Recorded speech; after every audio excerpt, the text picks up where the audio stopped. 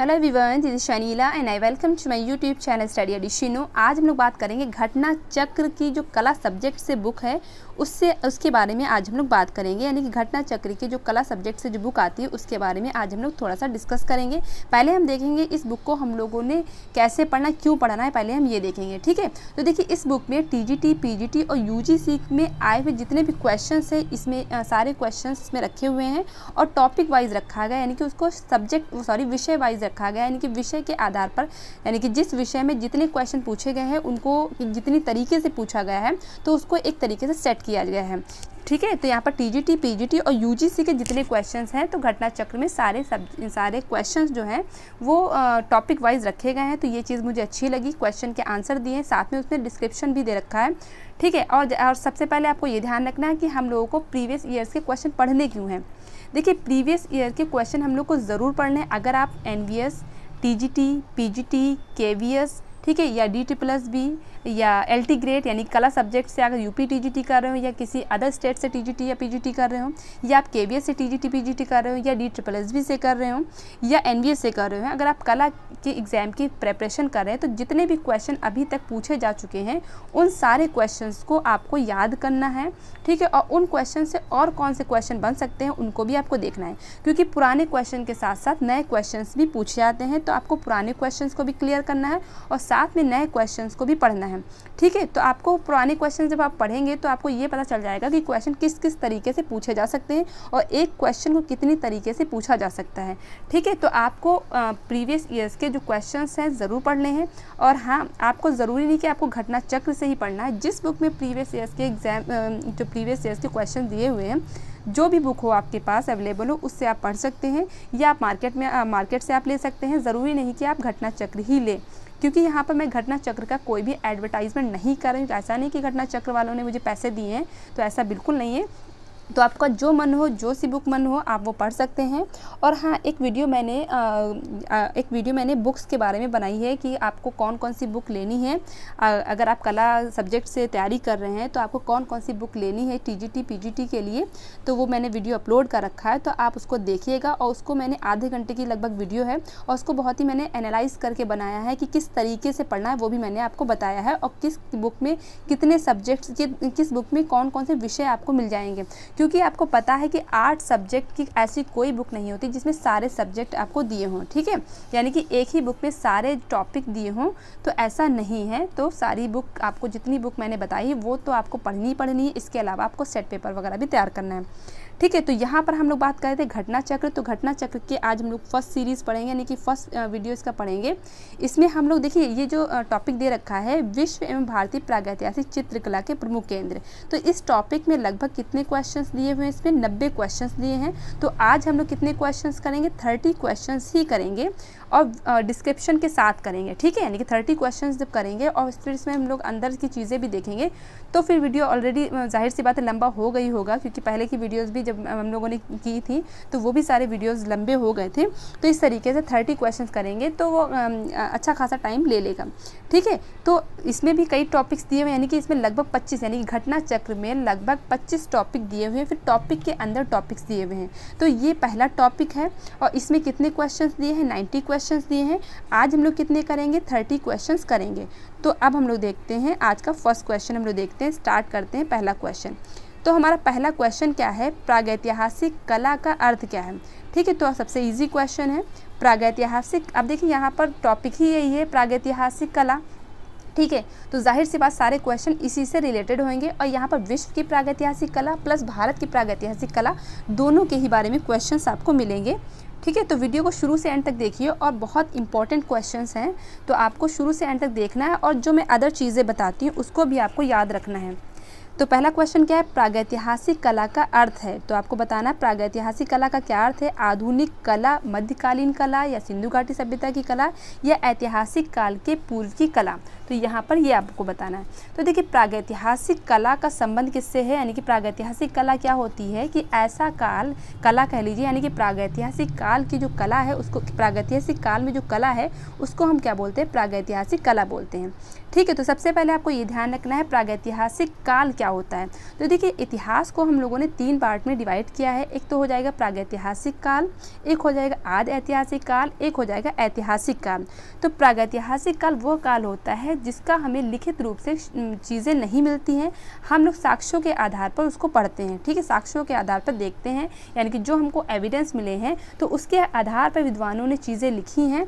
तो ऐसा काल जिसका लिखित प्रमाण नहीं मिला है तो उसको हम कौन सा काल कहते हैं? प्रागैतिहासिक काल कहते हैं।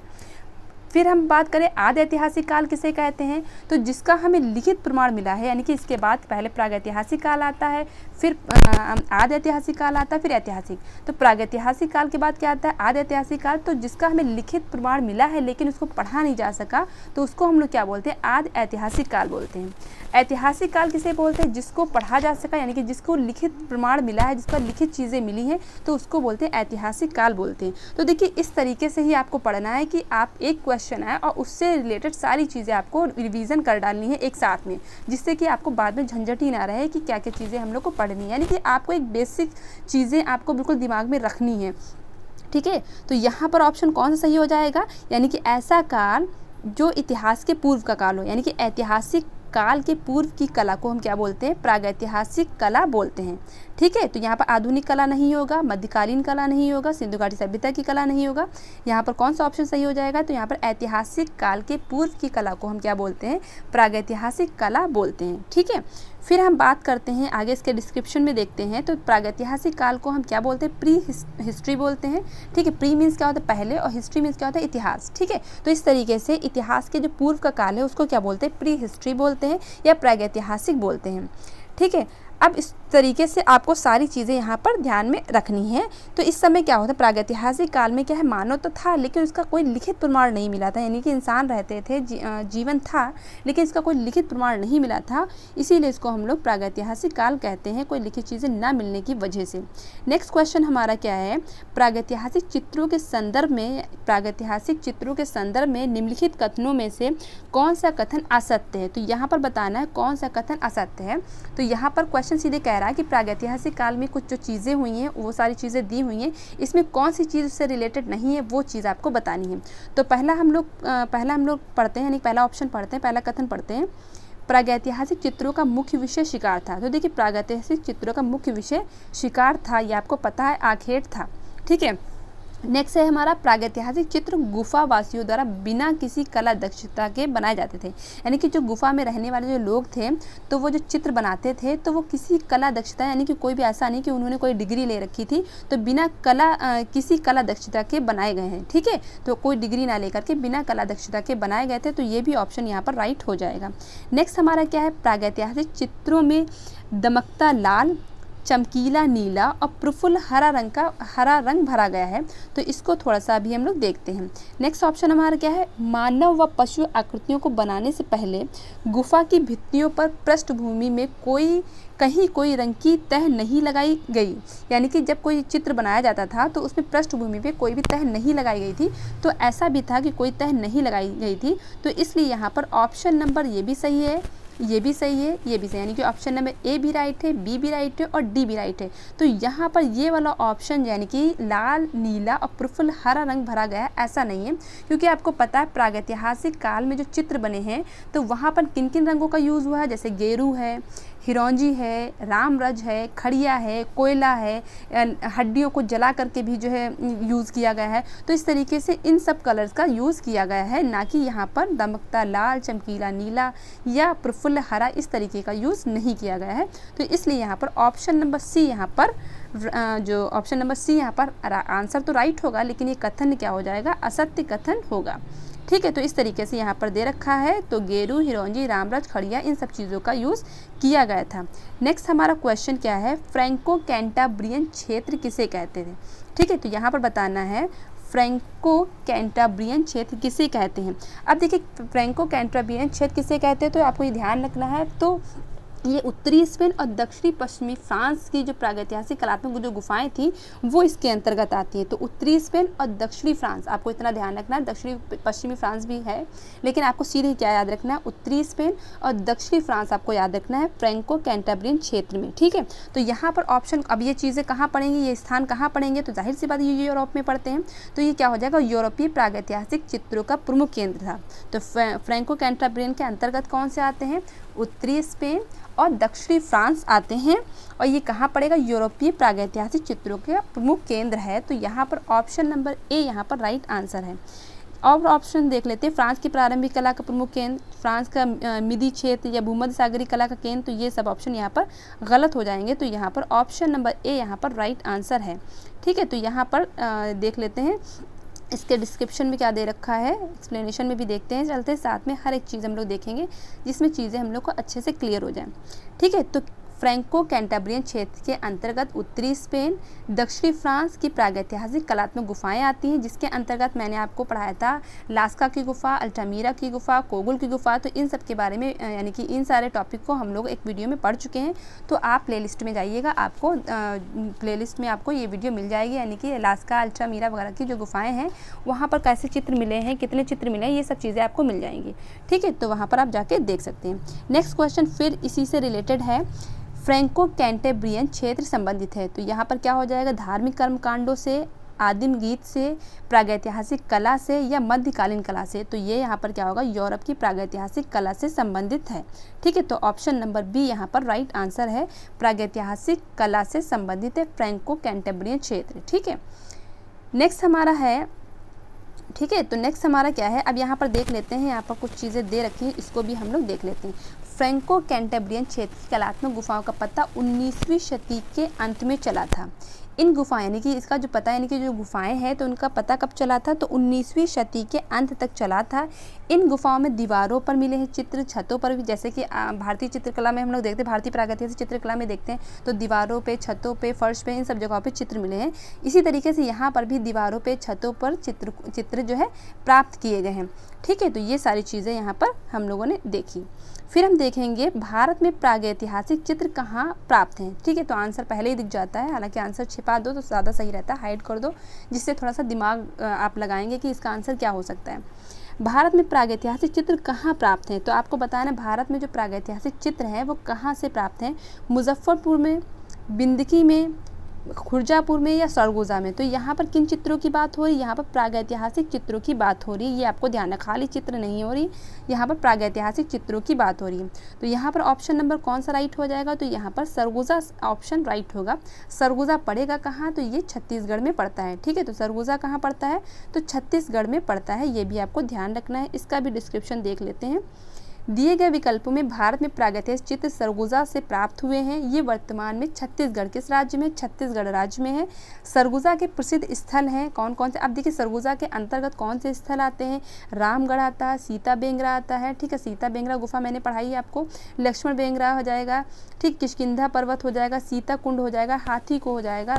ठीक है, ये सारी चीज़ें जो है यहाँ पर सरगुजा में आती हैं। ये चीज़ आपको ध्यान रखनी है। एक चीज़ आपको और ध्यान रखना, सीता जो बेंगरा जो गुफा है ये प्राचीनतम नाट्यशाला मानी जाती है। ठीक है, पूछा जाए विश्व की प्राचीनतम नाट्यशाला स्थित है, जिसे क्या बोलते हैं, सीता बेंगरा के नाम से बुलाया जाता है। तो सीता बेंगरा एक क्या नाट्यशाला है, कैसी नाट्यशाला, विश्व की प्राचीनतम नाट्यशाला है। ठीक है, तो ये भी इंपॉर्टेंट क्वेश्चन था, तो ये भी आपको ध्यान रखना है। चीज़ें आपको एक एक चीज़ ध्यान रखनी है। यहाँ पर एक और चीज़ दी है, सीता बेंगरा गुफा के निकट कौन सी गुफा है, जोगीमारा गुफा है, जो कहाँ है, छत्तीसगढ़ में, मैंने आपको पढ़ाया है। ठीक है, तो जोगीमारा गुफा कहाँ, छत्तीसगढ़ में गुफा है, जिसे भारतीय चित्रकला का वरुण मंदिर, पूछा जाए भारतीय चित्रकला का वरुण मंदिर किसे कहते हैं, तो जोगीमारा आपको ध्यान रखना है। तो जोगीमारा को क्या बोलते हैं, वरुण मंदिर बोलते हैं, और सीता बेंगरा को क्या बोलते हैं, प्राचीनतम नाट्यशाला बोलते हैं। तो यहाँ पर ये क्वेश्चन भी आपको क्लियर हुए। नेक्स्ट हमारा क्वेश्चन है, प्रागैतिहासिक चित्रों की धरातल क्या है, यानी कि प्रागैतिहासिक जो चित्र हैं वो कहाँ पर बने हैं, तो कपड़े पर बने हैं, कागज़ पे बने हैं, कैनवास पे बने हैं या शिला पे बने हैं। तो जाहिर सी बात है, तो यहाँ पर जितने भी चित्र हैं वो कहाँ पर बने हैं, पत्थरों पे, गुफाओं पे, इन सब जगहों पे बने हैं। ठीक है, तो यहाँ पर ऑप्शन नंबर बी यहाँ पर राइट आंसर है, यानी कि शिला यहाँ पर राइट आंसर है। ठीक है, तो प्रागैतिहासिक चित्रों का धरातल क्या है, शिला है, ये आपको ध्यान रखना है। नेक्स्ट हमारा है यहाँ पर बताई मैं चुकी हूँ कि यहाँ पर दीवारों पे, गुफाओं पे, ठीक है, गिट्टियों पे, छतों पे, तो इन सब जगहों पे चित्र जो है प्राप्त हैं। तो ये आपके ये क्वेश्चन हुए, यानी क्वेश्चन 6 क्वेश्चन हो गए। अब हम लोग क्वेश्चन नंबर 7 देखेंगे। तो 1 मिनट रुकिए, क्वेश्चन नंबर 7 पे आते हैं। यहाँ पर आते हैं, प्रागैतिहासिक भारतीय चित्रकला किस सतह पे बनाई गई है। अब देखिए, इससे पहले जो क्वेश्चन पढ़ा था तो वही क्वेश्चन है, लगभग वही है, लैंग्वेज खाली चेंज है। तो प्रागैतिहासिक भारतीय चित्रकला किस सतह पे बने हैं, तो लकड़ी के पटों पर बने हैं, ताड़ पत्रों, यहाँ तक ताल नहीं होगा, ताड़ पत्रों पे बने हैं, चट्टानों पे बने हैं। तो यहाँ पर ऑप्शन कौन सही हो जाएगा, तो चट्टान, यानी कि चट्टान हो, शिला हो, पत्थर हो, गुफा हो, तो ये सब आपको ध्यान रखना है, ठीक है। नेक्स्ट क्वेश्चन हमारा है, प्रागैतिहासिक चित्र क्या है। प्रागैतिहासिक चित्र क्या है, ग्रंथ चित्र हैं, गुहा चित्र हैं, कागज़ पर बने चित्र हैं, या वस्त्र पर बने चित्र हैं। तो ये आपको बताना है प्रागैतिहासिक चित्र क्या है, ये आपको बताना है। तो अभी मैंने बताया शिला आए, चट्टान आए, पत्थर आए, या गुहा आए, तो या फिर गुहा को ही गुफा कहते हैं। तो ये सब आपको ध्यान रखना। तो यहाँ पर ऑप्शन नंबर बी यहाँ पर राइट आंसर है, ठीक है। तो कौन सा ऑप्शन सही हो जाएगा, तो ऑप्शन नंबर बी यहाँ पर राइट आंसर है। तो एक क्वेश्चन को देखिए कितनी तरीके से पूछा जा रहा है, यही आपको देखना है कि एक क्वेश्चन को कितनी तरीके से पूछा जा रहा है। नेक्स्ट यहाँ पर लिखा भी है कि कब कब ये क्वेश्चन पूछे गए। ये 2003 में पूछा गया, तो आपको ये भी देखना है कि कब कब पूछे गए। हालांकि ये हम लोग को देखने से क्या फ़ायदा, कब पूछे गए, लेकिन हाँ आगे क्वेश्चन ये आ सकते हैं, ठीक है। प्रागैतिहासिक चित्र गुफा चित्र है, ठीक है। पाषाण युग के मनुष्यों ने अपने चारों ओर की स्मृति को बनाए रखने के लिए, यानी कि जो भी उस समय जो मानव था, जो भी अपने आसपास देखता था, वो उसको क्या करता था, दीवारों पे यानी कि गुफाओं पे क्या कर देता, उकेर देता था, यानी कि अपने भावों की अभिव्यक्ति करता था, ठीक है। नेक्स्ट हमारा क्वेश्चन है, प्रागैतिहासिक शिला चित्रों का विषय क्या था। अभी मैंने बताया था प्रागैतिहासिक शिला चित्रों का विषय क्या था, तो इससे पहले क्वेश्चन आया था तो उसमें दिया था। तो यहाँ पर का जो चित्रों का विषय था क्या था, मतलब बहुत से क्या कहते, बहुत से इसके विषय थे, लेकिन इसका जो प्रमुख विषय था वो कौन सा था, आखेट था, यानी कि शिकार करना था, ठीक है। तो यहाँ पर ऑप्शन देखते क्या है, यहाँ पर पूछा है कि प्रागैतिहासिक शिला चित्रों का विषय क्या था। तो यहाँ पर प्रमुख विषय के बारे में नहीं पूछा है, पूछा है कौन कौन से विषय थे। तो आखेट पे भी चित्र बने हैं, युद्ध पे भी चित्र बने हैं, पशु पक्षी पे भी चित्र बने हैं, और उपरोक्त सभी यहाँ पर ऑप्शन दिया है। तो इसलिए यहाँ पर ऑप्शन नंबर डी यहाँ पर राइट आंसर होगा, क्योंकि आखेट के भी चित्र बने हैं, युद्ध के भी चित्र बने हैं, और पशु पक्षी के भी चित्र बने हैं। अगर पूछा जाए कि सबसे ज़्यादा चित्र किसके बने हैं, तो आपको आखेट ध्यान रखना है।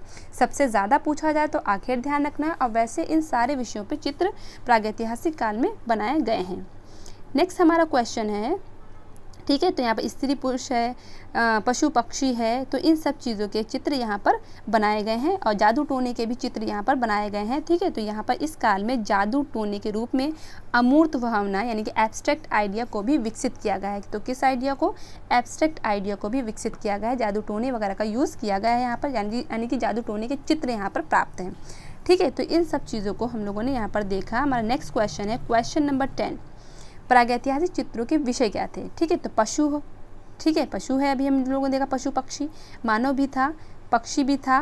तो यहाँ पर ऑप्शन क्या है, पशु मानव पक्षी, यानी कि ये ऑप्शन यहाँ पर राइट हो जाएगा, क्योंकि फोर्थ ऑप्शन में पशु मानव पक्षी तीनों दिया है। तो यहाँ पर प्रागैतिहासिक काल में किस किस विषय पे चित्र बने हैं, आखेट पे बने हैं, पशु पक्षियों पे बने हैं, जादू टोने पे बने हैं, ठीक है। तो इन सब चीज़ों के चित्र हमें प्रागैतिहासिक काल में मिलते हैं। नेक्स्ट हमारा क्वेश्चन है, प्रागैतिहासिक काल के चित्रों में सबसे अधिक चित्र किस प्रकार के बने हैं, यानी कौन सा विषय, किस विषय पे सबसे ज़्यादा चित्र बने हैं। तो अभी मैंने बताया था आखेट के चित्र, ठीक है। तो शिकार पे चित्र सबसे ज़्यादा चित्र पाए गए हैं प्रागैतिहासिक काल में, ठीक है। नेक्स्ट हमारा क्वेश्चन क्या है, 1 मिनट, क्वेश्चन नंबर 11। तो अब कौन सा आएगा, 12, 1 मिनट। तो क्वेश्चन नंबर 12 हम लोग यहाँ पर देखते हैं, ये वाला, ठीक है। तो क्वेश्चन नंबर 12 हमारा है, प्रागैतिहासिक चित्र प्रधानतया किस विषय से संबंधित है। तो यहाँ पर भी विषय पूछा गया है, तो धर्म संबंधी, युद्ध संबंधी, आखेट या प्राकृतिक। तो यहाँ पर इससे पहले हम लोग इस क्वेश्चन के बाद डिस्कस कर चुके हैं। तो विषय क्या रहेगा, मुख्य आखेट रहेगा। प्रागैतिहासिक चित्र सामान्यतया निर्मित किए गए हैं। जो प्रागैतिहासिक कालीन जो चित्र हैं वो किस चीज़ से बनाए जाते थे, तेल, पेस्टल से, स्याही से, जल रंग से, या गेरू व चारकोल से, ठीक है। तो अभी हम लोगों ने यहाँ पर डिस्कस किया था, गेरू है, रामरज है, खड़िया है, लकड़ी है, ठीक है, वो सॉरी लकड़ी का वही चारकोल है, कोयला है। तो इन सब चीज़ों से यहाँ पर चित्र प्राप्त है। तो यहाँ पर ऑप्शन कौन सही हो जाएगा, तो यहाँ पर ऑप्शन नंबर डी यहाँ पर राइट होगा, गेरू व चारकोल से बने हैं, ठीक है। तो यहाँ पर पर अगर रामराज खड़िया वगैरह भी होता है तो वो भी ऑप्शन सही हो जाता, लेकिन यहाँ पर जो ऑप्शन है उसके अकॉर्डिंग हम लोग को आंसर देना है। तो तेल पेस्टल्स नहीं हो जाएगा, स्याही नहीं हो जाएगा, जल रंग नहीं हो जाएगा, बल्कि क्या होगा, गेरू व चारकोल, यानी कि ये वाला ऑप्शन राइट होगा, यानी कि option number 4 is a right answer. Next question हमारा है क्वेश्चन नंबर 14। ठीक है, तो क्वेश्चन नंबर 14 हम लोग देखेंगे। हाँ, यहाँ पर कथन के हिसाब से दिया है, तो इसको थोड़ा सा हम लोग छोटा कर लेते हैं, जूम इन कर लेते हैं। ठीक है, तो एक मिनट, ये वाला हमारा हो गया। ठीक, देखिए नीचे दो कथन दिए गए हैं, इनके नीचे ही दिए गए विकल्पों में से कौन सा कथन सही है। यानी कि दो कथन दिए हैं, एक कथन दिया और उसका कारण दिया हुआ है। ठीक है, तो इसी तरीके से यूजीसी नेट में क्वेश्चन आते हैं, तो एक कथन दिया और उसका कारण दिया है, तो आपको बताना कौन सा कथन सत्य है या कौन सा कथन असत्य है, या दोनों ही सत्य हैं या दोनों ही असत्य हैं, ये आपको बताना है। ठीक है, तो यहाँ पर हम लोग कथन को पढ़ते हैं। मध्य प्रदेश में प्रागैतिहासिक चित्रों की अधिकतर संख्या प्राप्त है। तो देखिए सबसे ज़्यादा जो चित्र हमें प्राप्त है वो मध्य प्रदेश से प्राप्त है, तो ये वाला ऑप्शन तो यहाँ पर राइट हो गया। तो प्रागैतिहासिक काल में सबसे ज़्यादा चित्र कहाँ से प्राप्त है, मध्य प्रदेश से प्राप्त है, ये तो कथन आपका राइट हो गया, तो यहाँ पर ये तो आंसर सही हो गया। दूसरा देखते हैं, प्रागैतिहासिक काल में व्यक्ति इस क्षेत्र में रहना अधिक पसंद करता था। तो देखिए ऐसा वहाँ के चित्रों से हमें कहीं पर जाहिर नहीं होता है कि यहाँ पर जो मानव था उसको रहना ज़्यादा पसंद था, तो ऐसा बिल्कुल नहीं है। ठीक है, यानी कि ऐसे कोई साक्ष्य हमें नहीं मिले हैं। तो यहाँ पर ऑप्शन नंबर जो ए, यानी कि ऑप्शन नंबर मतलब कथन जो ए है ये तो राइट है, और कथन जो खा है ये यहाँ पर रॉन्ग है। तो यहाँ पर ऑप्शन में देख लेते कौन सा सही हो जाएगा। दोनों का खा सही है, खा का सही स्पष्टीकरण है। ठीक है, या दोनों का खा सही है लेकिन खा का स्पष्टीकरण नहीं है। तीसरा हो जाएगा सही है लेकिन खा असत्य है। चौथा क्या हो जाएगा, असत्य है लेकिन खा सही नहीं है। तो यहाँ पर आपको ऑप्शन बताना कौन सा सही हो जाएगा। तो यहाँ पर ऑप्शन नंबर सी यहाँ पर राइट होगा, यानी कि का सही है, यानी कि मध्य प्रदेश में सबसे ज़्यादा चित्र मिले हैं, लेकिन जो है ये जो आपका खा वाला है, यानी कि यहाँ पर लोगों को रहना ज़्यादा पसंद था, मानव को रहना ज़्यादा पसंद था, तो ऐसे साक्ष्य नहीं मिले हैं। तो खा वाला क्या हो जाएगा, ये असत्य हो जाएगा, तो ये वाला राइट हो जाएगा, ये वाला रॉन्ग हो जाएगा। तो इसी तरीके से आपको एग्जाम में यहाँ पर करना है। नेक्स्ट क्वेश्चन हमारा कौन सा है, तो क्वेश्चन नंबर हम लोग देखेंगे 15। तो क्वेश्चन नंबर 15 हम लोग देखेंगे कि अब कौन सा क्वेश्चन आया। ठीक है, तो यहाँ पर है यूरोपीय, ठीक है, तो कौन सा देखेंगे क्वेश्चन नंबर 15 देखेंगे, लेकिन थोड़ा सा इसका डिस्क्रिप्शन देख लेते हैं कि क्या है। तो भारतवर्ष में प्रागैतिहासिक चित्र शिलाश्रय अधिकांश रूप से मध्य प्रदेश से प्राप्त हैं। ये मैंने आपको बताया कि कहाँ से प्राप्त हैं, ज़्यादातर मध्य प्रदेश से प्राप्त हैं। ये जो क्षेत्र है भूतात्विक गोंडवाना लैंड का प्रमुख भाग है। तो आपने गोंडवाना लैंड पढ़ा होगा, अगर आपने ज्योग्राफी थोड़ी भी पढ़ी है तो गोंडवाना लैंड आपने पढ़ा होगा, तो ये उसी का भाग है जो इस पृथ्वी का अत्यंत प्राचीन स्थल माना जाता है। ठीक है, तो अत्यंत प्राचीन स्थल माना जाता है। सिंघनपुर अब छत्तीसगढ़, पंचमढ़ी, होशंगाबाद, भोपाल क्षेत्र, बांदा है, ग्वालियर है, मंदसौर है, भीमबेटका है, तो ये सारे क्षेत्र हमें मध्य प्रदेश से मिलते हैं। पूछा जाता है कि होशंगाबाद कहाँ पड़ेगा, तो मध्य प्रदेश, पंचमढ़ी कहाँ पड़ेगा, तो मध्य प्रदेश। तो ये सब आपको ध्यान रखना है कि ये सारे क्षेत्र जो है आपको कहाँ मिलेंगे, तो ये आपके मध्य प्रदेश से प्राप्त हैं। ठीक है, तो इस तरीके से आपको सारी चीज़ें यहाँ पर याद रखनी है। नेक्स्ट क्वेश्चन हमारा है क्वेश्चन नंबर 15। यूरोपीय प्रागैतिहासिक चित्रों के प्रमुख केंद्र कहाँ पर स्थित हैं। तो आपको यहाँ पर यूरोपीय आर्ट के बारे में यहाँ पर क्वेश्चन है। यूरोपीय प्रागैतिहासिक चित्रों के प्रमुख केंद्र कहाँ से प्राप्त हैं, तो यूनान व मेसोपोटामिया से, उत्तरी फ्रांस व इंग्लैंड से, ठीक है, या उत्तरी स्पेन व दक्षिण फ्रांस से, या इटली एवं फ्रांस से। ठीक है, आपको बताना यूनान व मेसोपोटामिया में, यानी कि में या से बात वही है। तो यहाँ पर बताना है कि यूरोपीय प्रागैतिहासिक चित्रों के प्रमुख केंद्र कहाँ से प्राप्त हैं, तो ये आपको बताना है। तो यहाँ पर ऑप्शन कौन सही हो जाएगा, अभी मैंने आपको बताया उत्तरी स्पेन और दक्षिणी फ्रांस। ठीक है, तो उत्तरी स्पेन और दक्षिणी फ्रांस आपको ध्यान रखना है। यूरोपीय प्रागैतिहासिक चित्रों के प्रमुख केंद्र कहाँ पर स्थित है, तो उत्तरी स्पेन और दक्षिणी फ्रांस आपको ध्यान रखना है। अब इस क्वेश्चन के बारे में थोड़ा सा डिटेल हम लोग पढ़ते हैं, यहाँ पर दे रखा है, थोड़ा सा डिटेल देखते हैं। ठीक है, तो यूरोपीय प्रागैतिहासिक चित्र उत्तरी स्पेन और दक्षिणी फ्रांस की कलात्मक गुफाओं से प्राप्त है। ठीक है, दक्षिणी पश्चिमी फ्रांस चाहे दिया हो चाहे दक्षिणी खाली फ्रांस दिया हो, तो आपको दोनों ही चीज़ ध्यान रखनी है। इन गुफाओं की दीवारों पर, छतों पर चित्र मिले हैं। ठीक है, इसको भी हम लोग डिस्कस कर चुके हैं। इसके अलावा आपको चीज़ें ध्यान रखनी है। विश्व स्तर पर प्रागैतिक चित्रों के प्रमुख केंद्र कौन से हैं, अर्जेंटीना हो जाएगा, यानी कि अर्जेंटीना में है, इंडोनेशिया में है, स्पेन में है, फ्रांस में है। ठीक है, यहाँ पर सारे इजिप्ट है, यानी कि मिस्र में है, इंडोनेशिया में है, सोमालीलैंड में है। तो ये सारी चीज़ें आपको यूरोप के लिए याद रखनी है। ठीक है। तो ये सारी चीज़ें आपको ध्यान रखनी है। और भारत में कहाँ है, तो भीमबेटका है, ये सब सारी जो गुफाएं हम लोगों ने पढ़ी थी। भीमबेटका कहाँ है, मध्य प्रदेश में, ठीक है। ये सब चीज़ें हम लोग ये पढ़ी थी। भीमबेटका है, जैसे होशंगाबाद है, पंचमढ़ी है, ठीक है, मंदसौर है, तो ये सारी चीज़ें हम लोगों ने पढ़ी थी। अब नेक्स्ट क्वेश्चन हमारा है, दजला फरात नदियों के दोआब में पनपी सभ्यता क्या है, ठीक है। तो देखिए आब मीन्स क्या होता है, पानी होता है, ये आपको ध्यान रखना है। आब जो है, आब मीन्स क्या होता है, पानी होता है, जैसे आबे हयात बोला जाता है, ठीक है। तो इस तरीके से आब मीन्स क्या होता है, पानी। तो देखिए दजला फरात नदियों के दोआब में पनपी सभ्यता क्या है, तो मिस्र की सभ्यता, यानी कि दजला फरात जो नदियाँ थी उनके बीच में जो सभ्यता पनपी थी उसको क्या बोलते हैं, कौन सी सभ्यता है। देखिए बहुत सी सभ्यता हम लोगों ने पढ़ रखी हैं, तो इनमें बताना इसमें कौन सी सभ्यता इससे रिलेटेड है। तो मिस्र की सभ्यता, ऑप्शन 2 क्या है, यूनान की सभ्यता, ऑप्शन सी क्या है, मेसोपोटामिया की सभ्यता, या पाकिस्तान की सभ्यता। तो यहाँ पर ये आपको बताना है। तो यहाँ पर कौन सा ऑप्शन सही हो जाएगा, यानी कि दजला फरात नदियों के बीच में जो पनपी सभ्यता है वो कौन सा है, मेसोपोटामिया की सभ्यता है, ठीक है। तो कौन सी सभ्यता है, मेसोपोटामिया की सभ्यता है, ठीक है। तो मेसोपोटामिया का अर्थ क्या होता है, ये भी आपको ध्यान रखना, दो नदियों के बीच, ठीक है। मेसोपोटामिया का अर्थ होता है, मीनिंग होता है दो नदियों के बीच, ठीक है। तो आगे हम लोग इसके बारे में और सी चीज़ें दे रखी हैं, ये भी हम लोग देखते हैं। देखिए मेसोपोटामिया का अर्थ क्या होता है, दो नदियों के बीच, ये होता है, इसका मीनिंग होता है ये क्षेत्र दजला, ठीक है, फरात नदियों के बीच में पड़ता है। कहाँ पड़ता है, दजला और फरात नदियों के बीच में पड़ता है।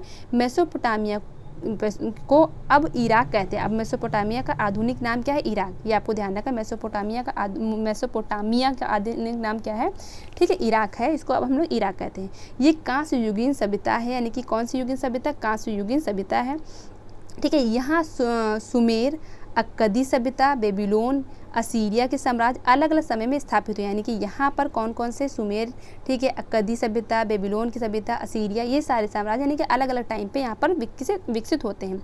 यहाँ का प्रसिद्ध प्राचीन नगर कौन सा, उर है, ठीक है। ये आप ध्यान रखिएगा कि मेसोपोटामिया का प्रसिद्ध प्राचीन नगर कौन सा है, उर है। उर आपको ध्यान रखना है, जिसे इब्राहिम का नगर कहते हैं। क्या कहते हैं, इब्राहिम का नगर कहते हैं, ठीक है। तो या उर को क्या कहते हैं, इब्राहिम का नगर कहते हैं।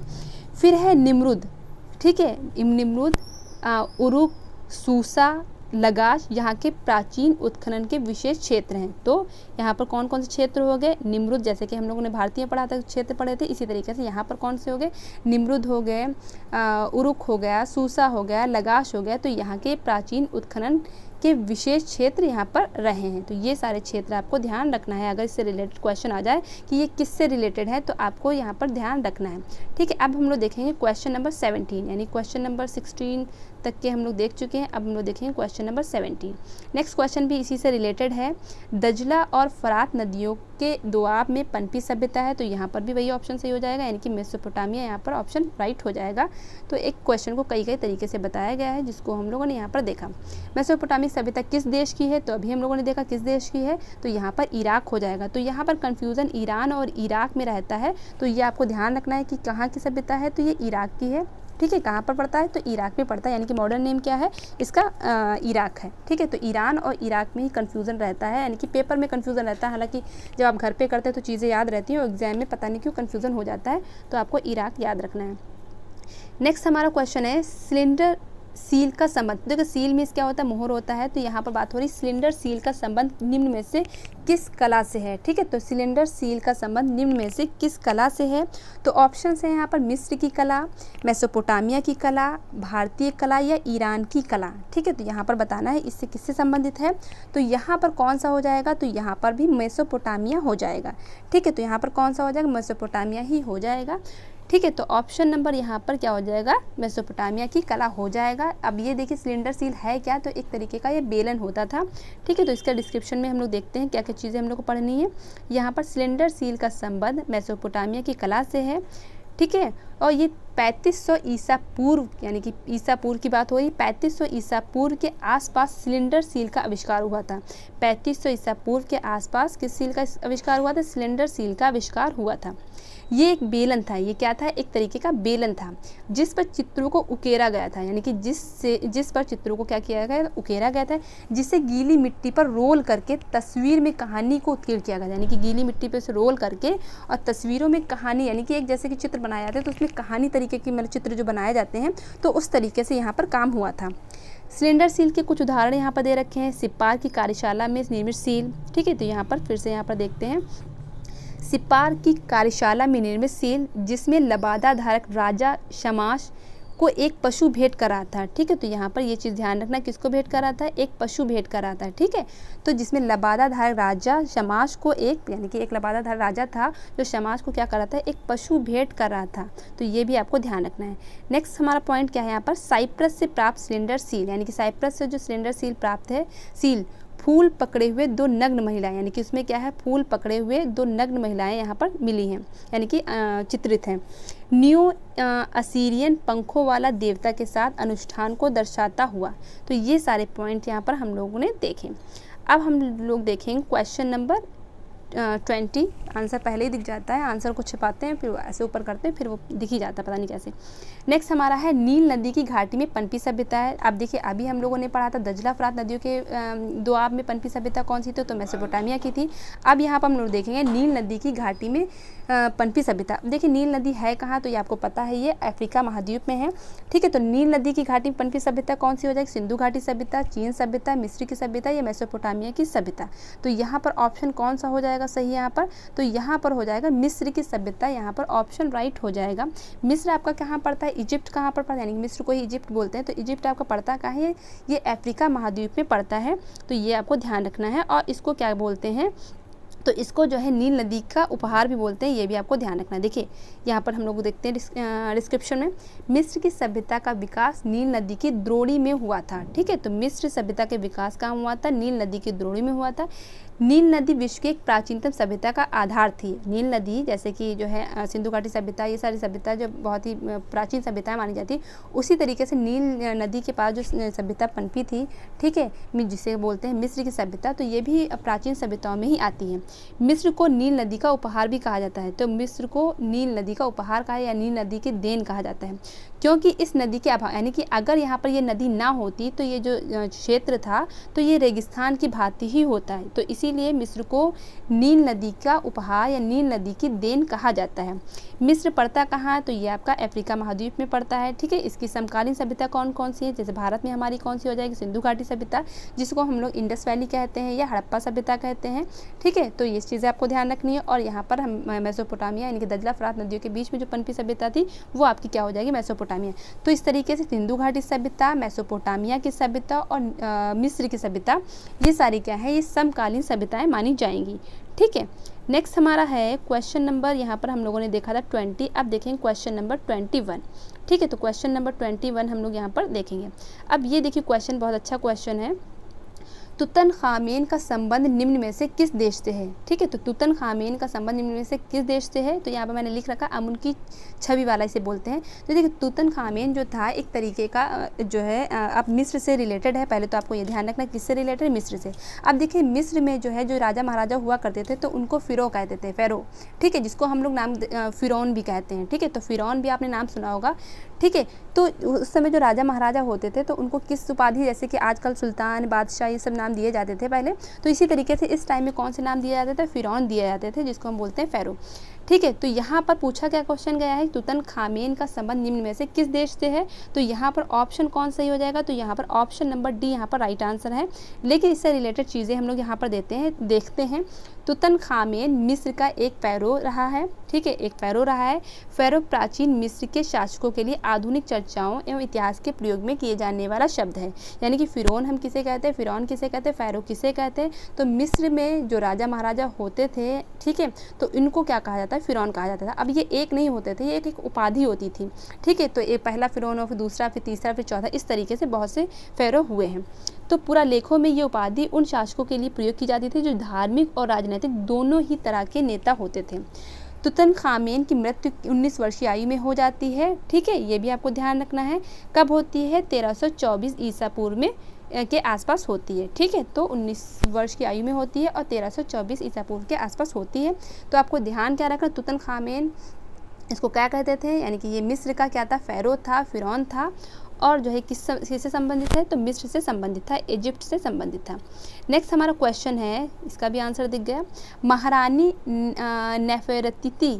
ठीक है, महारानी नेफेरतिती का संबंध निम्न में से किस काल से है, तो old kingdom, middle kingdom, new kingdom या मॉडर्न किंगडम। ठीक है, तो यहाँ पर ऑप्शन आपके दे रखे हैं ओल्ड किंगडम, न्यू किंगडम या मिडिल किंगडम या मॉडर्न किंगडम। तो ये आपको यहाँ पर बताना है कि कौन सा ऑप्शन यहाँ पर राइट आंसर होगा। तो यहाँ पर कौन सा हो जाएगा, न्यू किंगडम। ठीक है, तो यहाँ पर ये भी मिस्र से ही संबंधित है, तो यहाँ पर कौन सही हो जाएगा, तो न्यू किंगडम आपका राइट आंसर हो जाएगा। तो न्यू किंगडम आपको ध्यान रखना, किंगडम आपको ध्यान रखना, न्यू किंगडम। इसमें देखते हैं क्या चीज़ दी हुई है, महारानी नेफेरेतीत का संबंध न्यू किंगडम या मिस्र के 18वें वंश। अब देखिए यहाँ पर 18वां वंश आ गया। मैंने भी बताया था कि ऐसा नहीं कि एक ही कोई किसी राजा का नाम फिरौन था या फिर किसी राजा का नाम था, ऐसा नहीं है, यानी कि एक उपाधि थी। तो इसी तरीके से ये क्या था, महारानी नेफेरेतीत का संबंध न्यू किंगडम या मिस्र के 18वें वंश से था, यानी कि किससे रिलेटेड थी, 18वें वंश से ये रिलेटेड थी।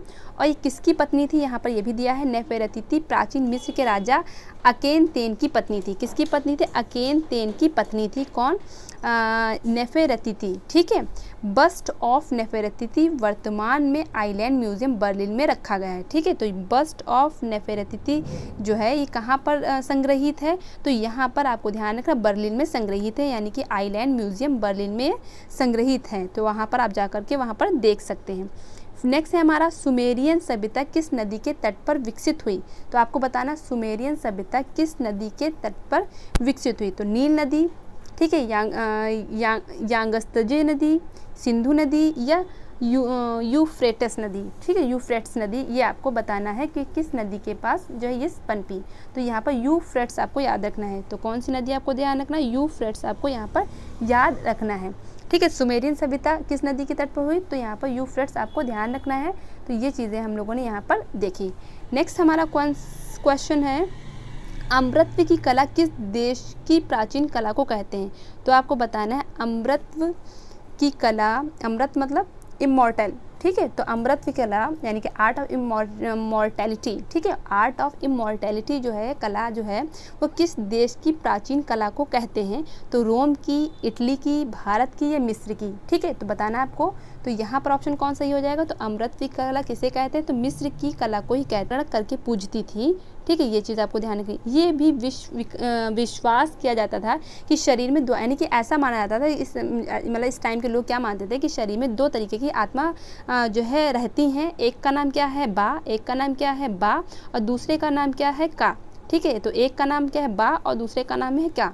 तो इसी की वजह से देखा होगा आपने, यानी कि मिस्र के जो राजा महाराजा हुआ करते थे तो उनको मम्मी बना करके रखा जाता था। ठीक है, तो इसी वजह से रखा जाता था। देखते हैं इसमें क्या क्या चीज़ें दे रखी हैं।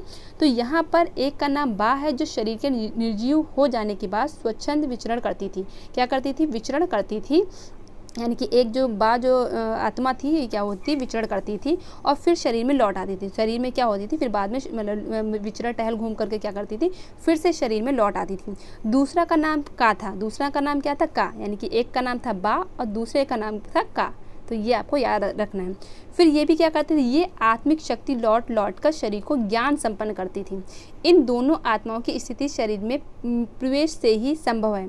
ठीक है, यानी कि ये आत्मा जब शरीर में प्रवेश करती थी तभी मतलब इन आत्माओं का कोई मतलब अस्तित्व होता था।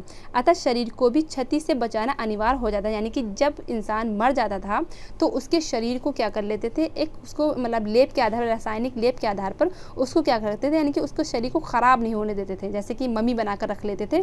तो इन्हीं आत्माओं की वजह से ही ऐसा माना जाता था कि इस शरीर को ये लोग सुरक्षित रखते थे। अपने राजा महाराजा जो हुआ करते थे तो उनको सुरक्षित रख लेते थे।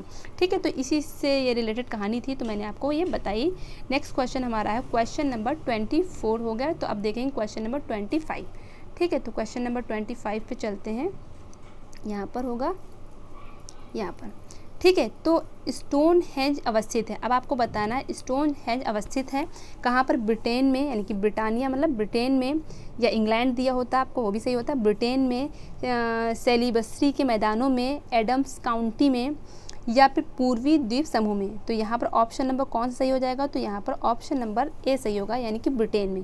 अब देखिए स्टोन हेंज है क्या, स्टोन हेंज क्या है। ठीक है, तो स्टोन हेंज क्या है, तो एक तरीके का, अब तो ये स्मारक है। ठीक है, तो अब ये क्या है, ये स्मारक है, लेकिन आपको ध्यान रखना है ये प्रसिद्ध प्रागैतिहासिक स्थापत्य था। ठीक है, अब ये क्या है, स्मारक के रूप में हम लोग देखते हैं। तो स्टोन हेंज ब्रिटेन की विल्टशायर काउंटी में कहाँ पर स्थित है, ये भी आपको ध्यान रखना है कि ब्रिटेन में कहाँ पर है, विल्टशायर काउंटी में स्थित है।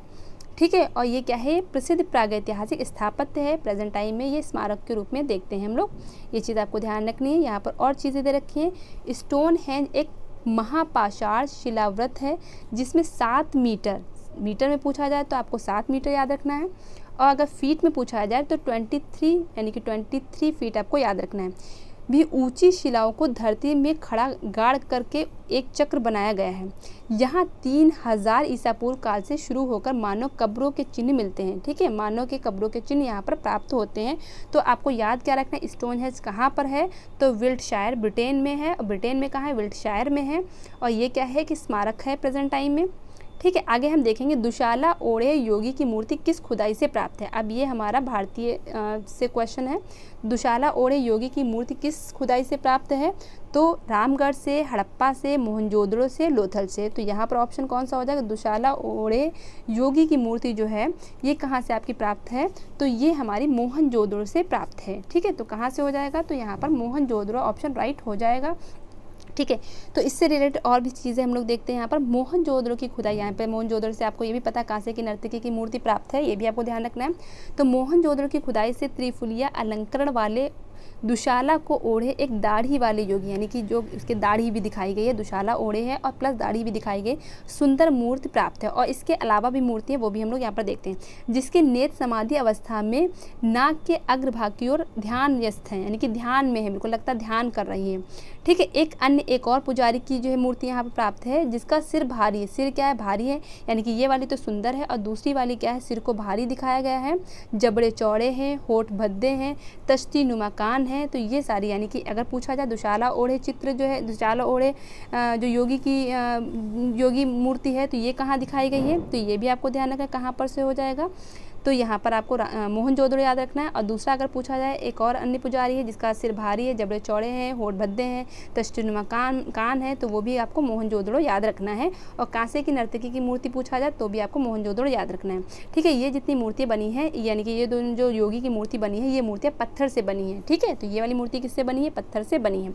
हड़प्पा से प्राप्त लाल पत्थर की बनी एक पुरुष धड़ भी मिला है, यानी कि हड़प्पा से आपको, यानी कि इससे पहले हम लोग पढ़ रहे थे मोहनजोदड़ो के बारे में, अब यहाँ पर हड़प्पा की बात हो रही है। तो हड़प्पा से पुरुष धड़ मिला है जो किस कलर का है, लाल कलर का बना है, जो 3.25 इंच ऊंचा है। ठीक है, तो 3.25 इंच ऊंचा है। इसमें मांसपेशियों का गठन तथा यथार्थता दर्शनीय है, यानी कि बिल्कुल रियलिटी, मतलब ऐसे दिखाया गया है, तो उसमें यथार्थता यानी कि रियलिटी नज़र आती है। ये प्रतिमा राष्ट्रीय संग्रहालय, यानी कि ये जो पुरुष धड़ की जो प्रतिमा है जो लाल कलर की है, ये कहाँ पर संग्रहित है, तो राष्ट्रीय संग्रहालय नई दिल्ली में ये सुरक्षित है या संग्रहित है। नेक्स्ट हमारा क्वेश्चन है, क्वेश्चन नंबर 27, पशु आकृति युक्त मोहरें कहाँ पाई गई हैं। तो पशु आकृति युक्त मोहरें कहाँ पाई गई हैं, तो ऑप्शन है यहाँ पर राजघाट, सारनाथ, नालंदा या मोहनजोदड़ो। तो यहाँ पर ऑप्शन नंबर डी यहाँ पर राइट होगा। तो पशु आकृति युक्त यानी कि पशु, यानी कि मोहरे हैं, उस पर पशु बने हैं, तो ये कहाँ पर से आपको प्राप्त है, तो यहाँ पर मोहनजोदड़ो, यहाँ पर ऑप्शन सही हो जाएगा। तो यहाँ पर देखते हैं पशु आकृति युक्त मोहरे मोहनजोदड़ो से प्राप्त हैं। यहाँ से मैके को, ठीक है, मैके को प्राप्त पशुपति शिव, ये आपको ध्यान है, पशुपति शिव की मोहर विशेष प्रसिद्ध है, यानी कि यहाँ पर जो मेन प्रसिद्ध जो मोहनजोदड़ो से जो मोहर एक ज़्यादा फेमस है, कौन सी है, पशुपति शिव की जो मोहर है वो ज़्यादा फेमस है। इसमें एक त्रिमुखी पुरुष को एक चौकी पर पद्मासन, यानी कि एक चौकी पर पद्मासन अवस्था में, पद्मासन में मुद्रा में दिखाया गया है। ठीक है, तो ये आपको ध्यान रखना है, पद्मासन मुद्रा में दिखाया गया है। इसके आगे भी हम लोग देखते हैं क्या चीज़ बताई गई है यहाँ पर। एक और अब देखिए, यहाँ पर एक तरफ जानवर बने और दूसरी, यानी कि दाईं तरफ और बाईं तरफ दोनों तरफ यहाँ पर जानवर बने हैं।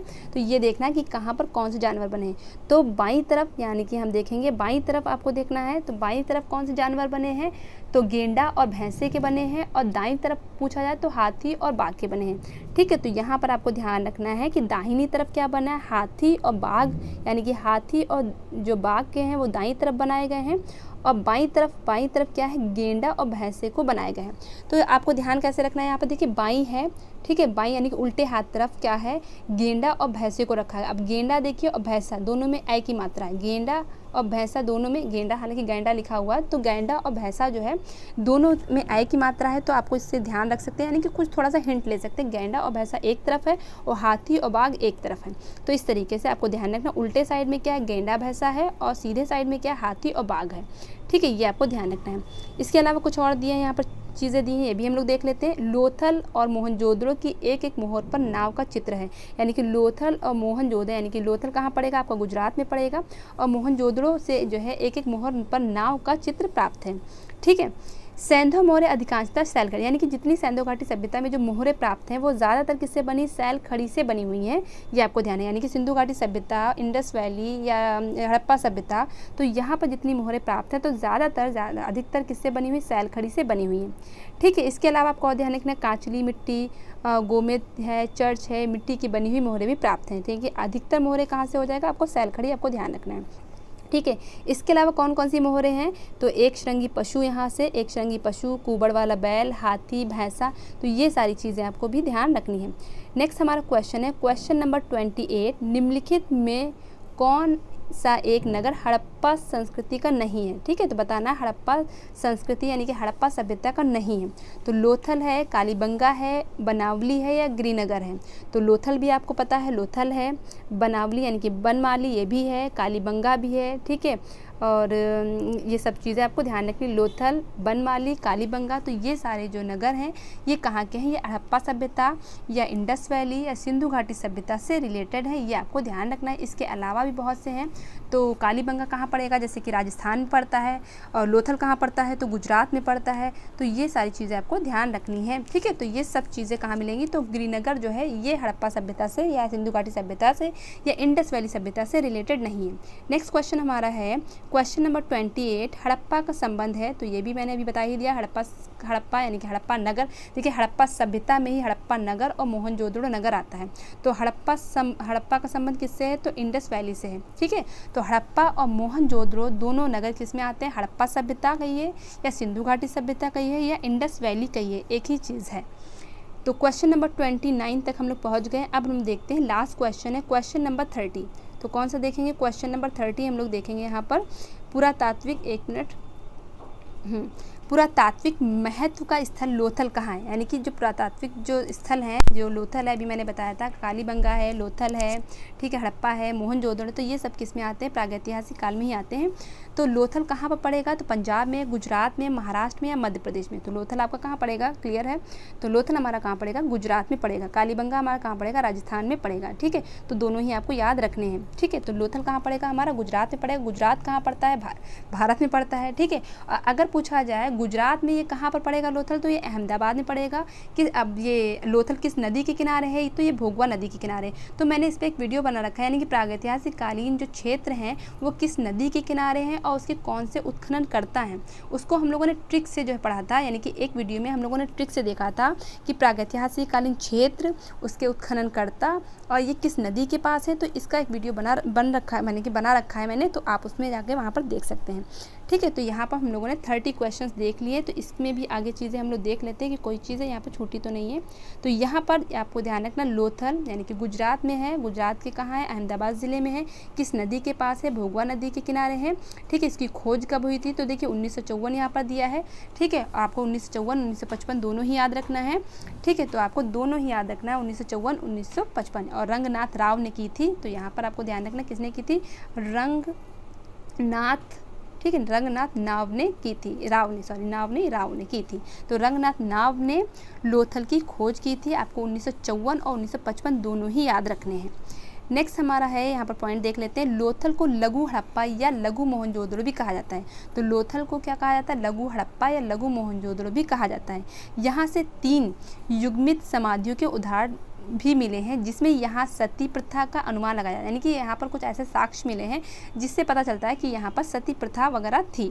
यहाँ के अग्निकुंड का एक अवशेष भी मिला है। यहाँ पर क्या है, अग्निकुंड का भी एक अवशेष प्राप्त है। तो इस तरीके से आज हम लोगों ने 30 क्वेश्चन देखे घटना चक्र के। अगर आपको इसी तरीके से और वीडियोस चाहिए, यानी कि आप चाहते हैं इसी तरीके से आपका रिवीजन होते रहे, तो आप मुझे कमेंट सेक्शन में बताइएगा, क्योंकि आप अगर बताएंगे तभी मैं आगे की वीडियोस को अपलोड करूँगी, वरना मैं कुछ और सोचूंगी। ठीक है। तो आज के लिए इतना ही, मिलेंगे नेक्स्ट वीडियो में नेक्स्ट टॉपिक के साथ। तब तक के लिए जय हिंद, जय भारत।